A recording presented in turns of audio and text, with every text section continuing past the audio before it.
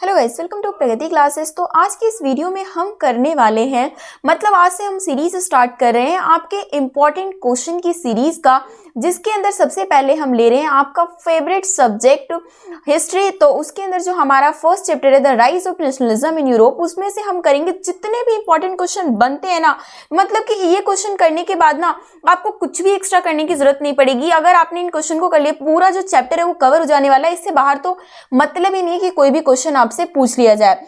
तो स्टार्ट कर लेते हैं अपने क्वेश्चन नंबर 1 से, जो कि है हमारा explain the contribution of Giuseppe Mazzini in spreading revolutionary ideas in Europe. Giuseppe Mazzini का क्या कंट्रीब्यूशन था उस चीज में जो कि यूरोप में उन्होंने क्रांतिकारी आइडिया को स्प्रेड किया। तो ये आपका क्वेश्चन है, उसके आंसर्स जो है the year following 1815 was the period of revolutionaries.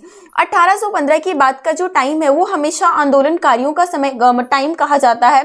Most of the revolutionaries were committed to oppose monarchical forms and to fight for liberty and freedom। उसी टाइम पे जितने भी आंदोलनकारी थे सबके सब जो है मोनार्कियल फॉर्म, जो राजतंत्र होता है, उस चीज को अपोज कर रहे थे और अपनी आजादी के लिए और उसके लिए लड़ रहे थे।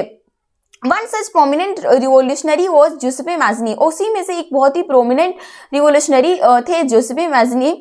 An Italian revolutionary, Mazzini also saw the creation of nation states as the necessary part of the struggle for freedom। उनने इस चीज को देखा कि अगर हमें फ्रीडम चाहिए, अगर हम उसके लिए स्ट्रगल कर रहे हैं, तो उसका एक इम्पॉर्टेंट पार्ट ये है कि हम स्टेट को जो है एक नेशन के फॉर्म में उसको हम कन्वर्ट करें, मतलब कि यूनिफिकेशन हो। He strongly believed in the unification of Italy as a single unified republic which could be the basic of Italian liberty. उसके बाद आगे बात करते हैं कि मैज़नी ने और चीजें क्या करी हैं। Mazzini relentless opposition to monarchy and his vision of the democratic republic frightened the conservatives. ये जो मतलब कि मैज़नी बिना रुके अपोज कर रहे थे हमेशा मोनार्की गवर्नमेंट को, और इसके अलावा जो कंजर्वेटिव्स थे, जिनकी पुरानी सोच, रूढ़िवादी लोग, his ideas also influence the, और उनके जो आइडियाज थे वो क्या हुए, जर्मनी के, फ्रांस के, स्विट्जरलैंड के, पोलैंड के, इन सब के आंदोलनकारियों को भी इन्होंने काफी इन्फ्लुएंस किया था, और इनका एक इंपॉर्टेंट रोल मान सकते हैं आप किसमें, यूनिफिकेशन ऑफ इटली में। आगे चलते हैं अपने नेक्स्ट क्वेश्चन नंबर 2 की तरफ। तो हमारा क्वेश्चन नंबर 2 है, describe any 3 economic hardship faced by the Europe in the 1830s। 1830s के टाइम पे यूरोप में बहुत सारी जो है समस्याओं का लोगों ने सामना किया था। तो उसमें से 3 इकोनॉमिक हार्डशिप आपको बताने हैं। तो यहाँ पर जो जब भी आप आंसर लिखोगे ना, तो इस तरीके से आप लिखोगे कि हाँ, जो भी इकोनॉमिक हार्डशिप थे 1830s में, तो उसको हम इन पॉइंट्स के थ्रू यहाँ पर एक्सप्लेन कर रहे हैं। First is Europe had come under the grip of large scale unemployment. उस टाइम पे क्या हुआ, बहुत ज्यादा बेरोजगारी फैल गई। मोस्ट ऑफ द कंट्रीज पर, मतलब ज्यादातर कंट्रियों में जॉब तो कम थी, लेकिन जो है लोग काम की तलाश में ज्यादा थे। सिटीज हैड ओवर क्राउडेड, पूरा जो शहर है भीड़ भाड़ से भर गया था, स्लम्स बन गए थे, झुग्गी झोपड़ी। Had emerged as population from the rural areas migrated to the city, क्योंकि गांव के लोग सारे के सारे शहर में शिफ्ट हो रहे थे। क्योंकि उन्हें लग रहा था कि वहां पे जॉब मिल जाएगा, बट वहां तो खुद ही कमी चल रही थी। उसके बाद सेकंड पॉइंट के बारे में बात करें, small producer in towns were often faced with stiff competition. और इवन जो टाउन्स के अंदर छोटे प्रोड्यूसर थे ना, उनको भी तगड़े कंपटीशन का सामना करना पड़ रहा था। From import of cheap machine made goods from the England where industrialisation was more advance specially in the field of textile production. जहां पर कि मतलब कि जितने भी इंपोर्ट हो रहे थे मशीन से बनी हुई चीजें इंग्लैंड से, क्योंकि वहां पर इंडस्ट्रियलाइजेशन बहुत ज्यादा एडवांस हो चुका था, तो जिसकी वजह से जो छोटे छोटे प्रोड्यूसर थे ना, उनको काफी ज्यादा कंपटीशन का सामना करना पड़ रहा था। नेक्स्ट पॉइंट बारे में बात करते हैं, in those reasons of Europe where aristocracy still enjoyed power, peasants struggled under the burden of feudal dues and obligation। मतलब उस टाइम पे जो जितनी भी एरिस्टोक्रेसी फैमिली थी, अमीर फैमिली थी, उनको तो अपने पावर का फुल उन्होंने एंजॉय किया, लेकिन जो किसान थे उन्होंने बहुत ज्यादा स्ट्रगल किया। क्यों, जो फ्यूडल ड्यूज मतलब कि सामंती व्यवस्था, और मतलब उन पे इतने ज्यादा ड्यूज कर्ज कर देते थे। This rise of food prices and bad harvest added to the hardship of the peasant. और इसके अलावा मतलब खाने पीने की चीज को क्योंकि कीमत बढ़ गई, इसके अलावा उस टाइम पे हार्वेस्टिंग भी अच्छी नहीं हुई, जिसकी वजह से किसानों की जो है समस्याएं और ज्यादा बढ़ गई थी। आगे चलते हैं अपने क्वेश्चन नंबर 3 में, describe any 3 reforms introduced by Napoleon in the territories he conquered. Napoleon जब जीत के आया, उसने मतलब कि जितने भी टेरिटरीज उसने जीते थे, तो उस पे उसने 3 रिफॉर्म इंट्रोड्यूस किए थे। वो कौन कौन से हैं, तो ये हम यहाँ पर बताएंगे वो कौन कौन से जो है 3 रिफॉर्म्स थे। First is Napoleonic code, It finished all the privileges based on birth and established equality before law and secured to the right to property. Napoleon code क्या था कि जो वो पुराने टाइम पे बर्थ के हिसाब से लोगों को प्रिविलेजेस मिल जाते थे, उस चीज को उनने फिनिश कर दिया और एस्टैब्लिश किया सबको कि मतलब सबका जो है समान अधिकार है लॉ के सामने और जो है राइट टू प्रॉपर्टी सबके लिए है. He simplified administrative division, abolished the feudal system and freed peasants from the serfdom and manorial dues. और इसके अलावा जो है एडमिनिस्ट्रेटिव डिवीजन को उसने सिंप्लीफाई कर दिया, फ्यूडल सिस्टम मतलब सामंती व्यवस्था को खत्म कर दिया और किसानों का जो सर्फडम मतलब जो दास बना के रहते थे उस चीज को उन लोगों ने खत्म किया. He introduced uniform laws and standardized weight and measures and common national currency to facilitate the movement and exchange of goods and capital from one place to another. तो इस तरीके से आपका हो गया. अब हम आगे बढ़ते हैं नेक्स्ट क्वेश्चन नंबर 4 की तरफ. गाइस ये मत सोचना कि किसी भी चैप्टर में हमने फिक्स क्वेश्चन रखे हुए, जिस चैप्टर से जितने क्वेश्चन कवर हो सकते हैं ना, ताकि उसमें से आपका एक भी क्वेश्चन छूटे ना, उतने. जैसे हम बात करते हैं ना, तो इस वाले चैप्टर में हमने टोटल जो है 7 क्वेश्चन कवर किए हैं. वैसे तो मैं कोशिश करती हूँ कि कम से कम क्वेश्चन जो है ना हमारा पूरा चैप्टर कवर हो जाए और सारे इंपॉर्टेंट निकल जाए, लेकिन फिर भी कितना भी कोशिश करो इसमें से जो आपको टोटल 7 क्वेश्चन तो करना ही पड़ेगा गाइस.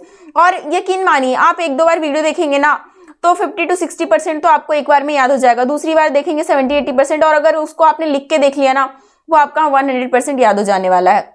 तो आगे हम देख रहे हैं question number 4. How did nationalism develop through culture in Europe. मतलब कि पूरे जो है यूरोप में नेशनलिज्म किस तरीके से डेवलप किया गया जो है इस चीज को लेकर हमें बताना है.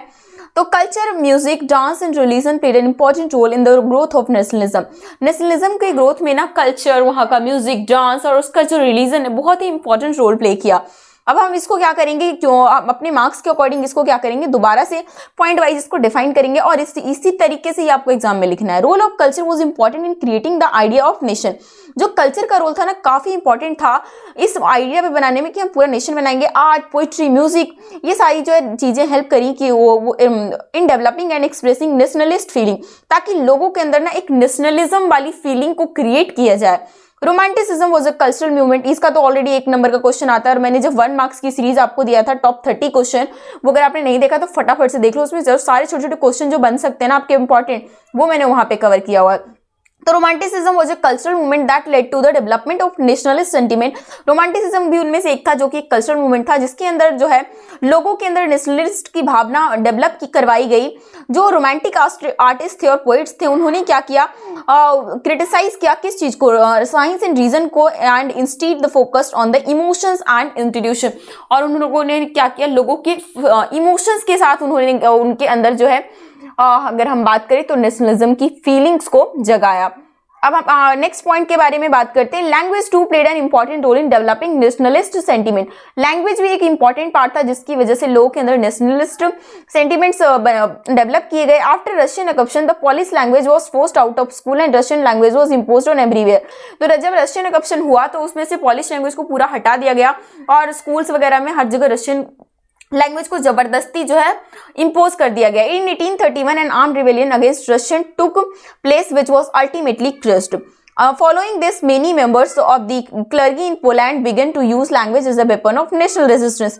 तो उसके बाद जो है लोगों ने जो है अपनी लैंग्वेज को ही शुरू कर दिया और उस चीज को उन्होंने एक हथियार की तरह यूज किया ताकि लोगों के मन में जो है नेशनलिज्म की भावना को जोड़ा जाए. नेक्स्ट पॉइंट है हमारा, romantics such as German philosopher Herder claimed that true German culture was to discovered among the common people.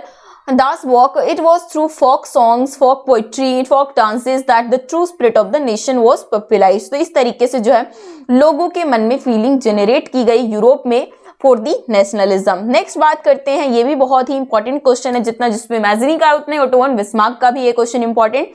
Explain the contribution of auto von Bismarck in German unification. German की unification में इनका काफी important role है. और अभी हमने Joseph Mazzini जो पढ़ा तो उनके में क्या यूनिफिकेशन ऑफ इटली, और इसमें याद रखना है आपको यूनिफिकेशन ऑफ जर्मन. ठीक है ना, आपको जरूर याद रखना है. नेक्स्ट आपका इसका आंसर देख लेते हैं. Contribution of auto von Bismarck is German unification. Nationalist feeling started spreading among the middle class German who in 1848 tried to unite different parts of the German Confederation into nation state to have an elected parliamentary government. However, this liberal movement was pressed by the combined forces of monarchy and military supported by Prussian land owners। मतलब basically तो middle class लोगों के मन में nationalism की feeling जागी रही थी और मतलब सब लोग डिमांड कर रहे थे कि हमें जो कैसी गवर्नमेंट चाहिए, पार्लियामेंट टाइप गवर्नमेंट चाहिए। लेकिन वहाँ के जो लिबरल मूवमेंट्स थे, मतलब जो लोग चला रहे थे, उसको क्या किया, जितने भी मोनार्की थे और जो उतने भी वहां पर मिलिट्री थे जो कि उनको की मतलब कौन सपोर्ट कर रहा था, प्रशियन लैंड ओनर्स, तो उन्होंने क्या किया, उस चीज को दबा दिया। Prussian chief minister Otto von Bismarck took the responsibility of the national unification. तो जो कि प्रशिया के चीफ मिनिस्टर थे, कौन, ओटो वॉन बिस्मार्क, उन्होंने इस चीज की रिस्पॉन्सिबिलिटी ली कि हाँ अब जो है मैं जो इस नेशनल यूनिफिकेशन करूंगा with the help of Prussian army and bureaucracy.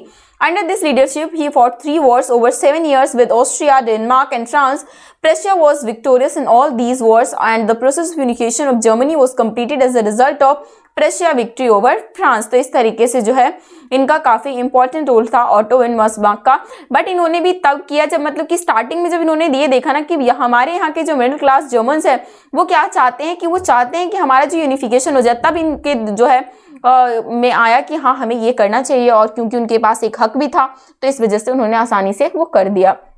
आगे बात करते हैं अपने क्वेश्चन नंबर 6 में, how had the female figures became an allegory of the nation during 19th century in Europe।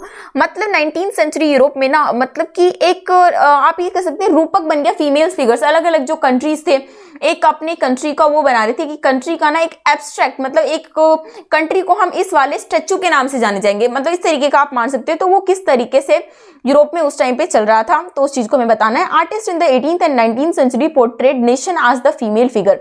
जो आर्टिस्ट थे ना 18th और 19th सेंचुरी में, उन लोगों ने किसी भी नेशन को किससे पोर्ट्रे करने की कोशिश उन्होंने की, फीमेल फिगर्स के रूप में। The female form that was chosen to personify the nation did not stand for any particular women. मतलब ऐसा नहीं है कि वो कोई पर्टिकुलर वुमेन थी रियल लाइफ की, बल्कि वो एक उन लोगों ने खुद ही उसे बनाया था। Rather it sought to give the abstract idea of the nation in concrete form। मतलब कि एक ये है ना कि उसको इस तरीके से बनाया गया था एलिगरी को, ताकि वो एक नेशन को का एक एब्स्ट्रैक्ट आइडिया दे एक बहुत ही छोटे फॉर्म में। That is the female figure become the allegory of the nation. और यही फीमेल फिगर था, क्या था, किसी भी नेशन का एक एलिगरी बन गया। In France she was named, France के अंदर जो है उसका नाम मैरियन रखा गया। Popular Christian named and in Germany Germania, German के अंदर Germania bears a crown of oak leaves as the German oak stand for the heroism।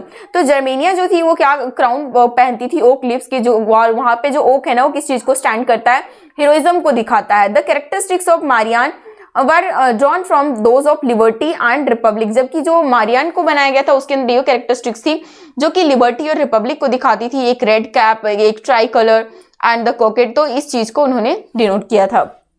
आगे बढ़ते हैं अपने नेक्स्ट क्वेश्चन और लास्ट क्वेश्चन में, बहुत ही इंपॉर्टेंट क्वेश्चन के साथ आपका जो है, explain any 3 causes of conflict in Balkan area after 1871। 1871 में जो है कॉन्फ्लिक्ट अराइज होने का क्या रीजन था, ये चीजें यहाँ पर बताएंगे हम।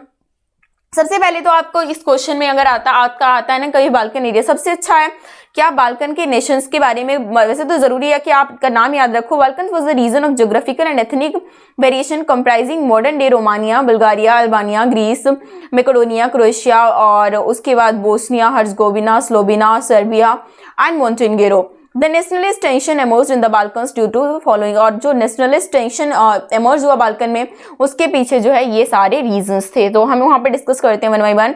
After the decline of the Ottoman empire, शुरू में जो है वहां पर मतलब कौन लोग काम, मतलब बाल्कन्स रीजन पे ऑटोमन एम्पायर का कब्जा था। लेकिन वो जब डिक्लाइन हुआ ऑटोमन एम्पायर, तो उसके बाद and the growth of romantic nationalism in Balkans the region became very explosive. तो उस टाइम पे जो वो जो पूरा का पूरा रीजन है बाल्कन्स रीजन, वो पूरा एक्सप्लोसिव हो गया।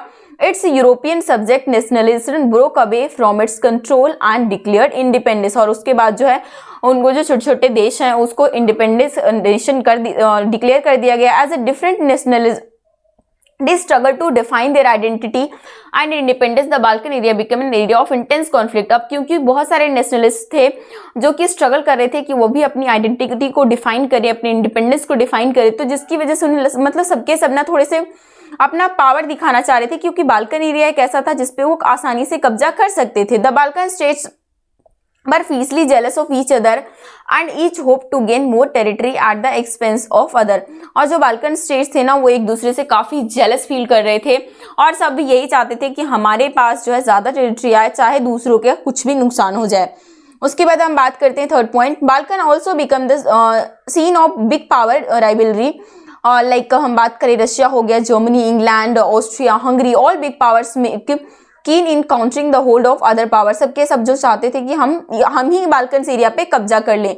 This ultimately turn Balkan into a war region which eventually provided a minor cause for the first world war. और इसी की वजह से बाल्कन जो है एक ऐसा रीजन बन गया जिसपे इतने सारे युद्ध हुए। और जो है हम बात करें तो यही एक छोटा सा कारण था फर्स्ट वर्ल्ड वॉर होने का। तो ये हमने कवर किए हमारे टोटल 7 क्वेश्चन जो इस चैप्टर में आपने सिर्फ इतना ही याद करना है, आपको कुछ भी एक्स्ट्रा करने की जरूरत नहीं है। वीडियो को गाइस लाइक कीजिए, दोस्तों के साथ शेयर कीजिए और चैनल पर नहीं तो सब्सक्राइब करके बेल आइकन क्लिक कर लीजिए ताकि हर नई वीडियो की नोटिफिकेशन मिलते रहे।